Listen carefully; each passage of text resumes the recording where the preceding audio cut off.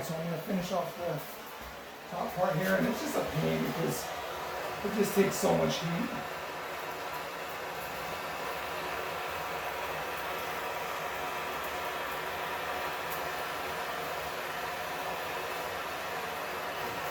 You can see sizzling, but it's not picking up. It's going to get my pipes hot, and it's going to make water come out. It's weird.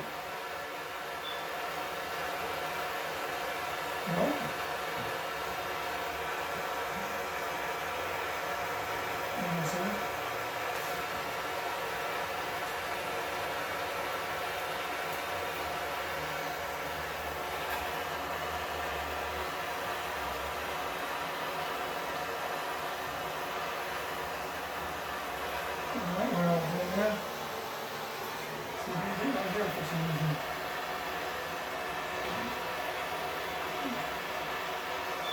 So it's done there.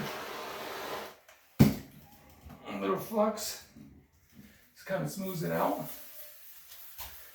Kind of levels it out too, I know. See, I saw the guy doing it on TV. He just kind of fluxed it and it kind of created a seal. I don't know, but